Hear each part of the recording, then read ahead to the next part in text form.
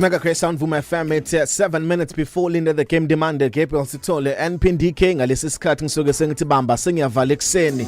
Bamba ke sengiyavala ngaphambi kokuba uqala usuku lwakho namhlanje bamba sengiyavala.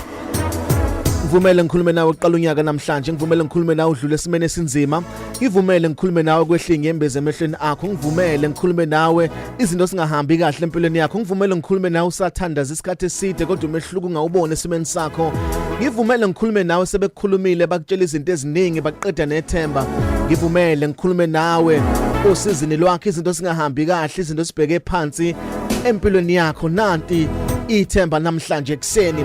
Ufuna ukuthi ke kuwena isimo sakho odlula kuso namhlanje akusiso isiphetho sempilo yakho, noma ngabe yipi impo obhekene nawo namhlanje, noma ngabe yiluphi usizo odlula kulo namhlanje, noma ngabe yipi inhlupheko obhekene nayo empilweni yakho, isimo odlula kuso akusiso isiphetho sakho.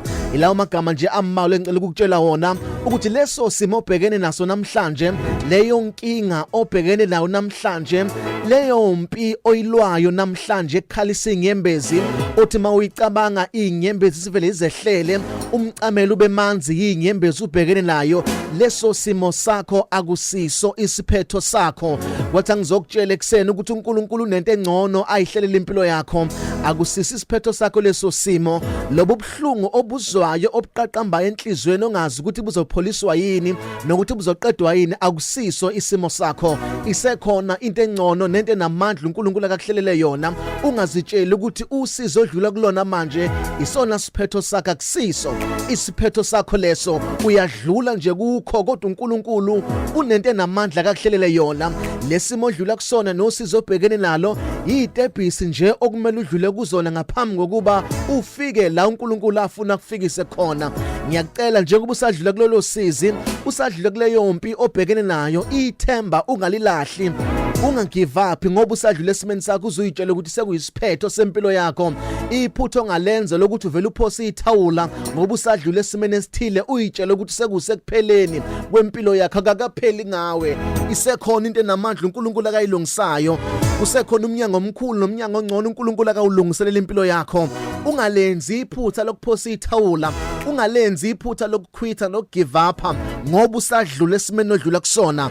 Khona into enamandla amazulu ayihlelayo, khona into enamandla uNkulunkulu ayilungisayo, khona intafula elingcono uNkulunkulu akalidekayo, khona umnyango omuhle uNkulunkulu akawuhlela impilo yakho. Okwakho ngicela ubekezele ubambelele, noma uza ukuthi akusavumi sekuthi give up manje, noma uza sekuthi phosa ithawula manje, kodwa ngicela ubambelele unyamezele uzufike la uNkulunkulu afuna ukukufikisa khona. Kodwa iqiniso ukuthi leso simo odlula kusona akusisi isiphetho sakho, lolo sizo odlula kulo akusisona isiphetho sakho. Khona into enamandla uNkulunkulu ayihlelayo. Lethi iBhayibheli namacebo amahle ngawo, amacebo okuphumelelisa, amacebo okunikeza impilo engcono, amacebo okunikeza izinto ezingcono, akusisi isiphetho sakho leso.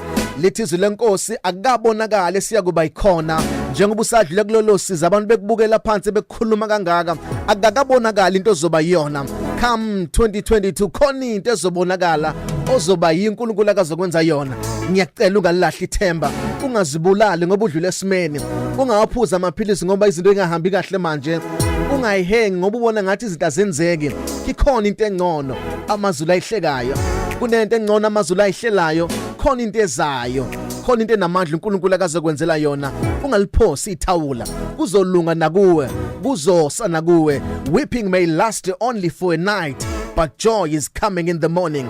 Kuyeza ukusempilweni yakho, nezinto zakho zizolunga, na usazohleka njengabanye abantu. My name is Phumlani Nkwanyana. This is Mega Grace on Vuma FM. You are blessed, you are favored, and you are set apart. Good morning, Mega Grace Nation.